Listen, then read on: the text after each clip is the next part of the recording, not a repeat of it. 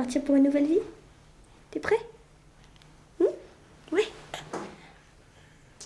Au revoir la cuisine. Au revoir le couloir, au revoir la chambre. Au revoir la maison. Allez, ça va. Dans cette série, nous avons voulu, avec Sarah Lebas, suivre les parcours sur plusieurs mois, presque un an, de plusieurs personnes, de Français, on va dire comme tout le monde, en tout cas des gens qui nous ressemblent. On a suivi leur parcours à travers la question du logement.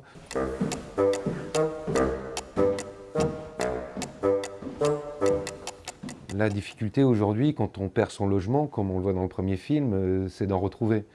Et ça, c'est ce qu'on a essayé aussi de montrer dans le deuxième film, comment on fait non seulement pour vivre quand on n'a plus de toit, qu'on se retrouve en centre d'hébergement, chez des amis, dans la famille ou autre. On a essayé de montrer un peu, après avoir montré un peu les mécanismes de la dégringolade sociale, comment on se retrouve dans ces situations-là, on essaie de voir quelles sont les ressources pour s'en sortir. Christelle gagne plus que la moyenne des Français, 1 800 € par mois. Mais elle est payée en chèque emploi-service pour un travail considéré comme précaire. C'est vraiment avec les yeux de la foi. Aujourd'hui, en France, c'est ce qu'on essaie de montrer un petit peu à travers ce film, avoir un travail, avoir des revenus ne suffit plus pour garder un toit. Tu vas être là? Ouais. D'accord, ma chérie. Attends, je sais pas où je me mets, moi. Faut que je change mes...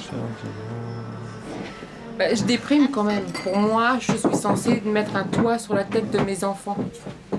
Je suis un peu le père et la mère, quoi. Donc pour moi, je ne suis pas censée donner ça à mes enfants. Je suis censée donner autre chose à mes enfants, pas un 12 mètres carrés, je suis désolée. À Paris, il y a à peu près 200 000 logements sociaux, mais ils ne s'en libèrent que 4-5% chaque année, ce qui fait qu'il y a à peu près 8 000 logements sociaux disponibles face à 100 000 demandes. Il y a 100 000 demandes dans Paris, 100 000 personnes dans Paris intramuros qui aujourd'hui sont en attente d'un logement.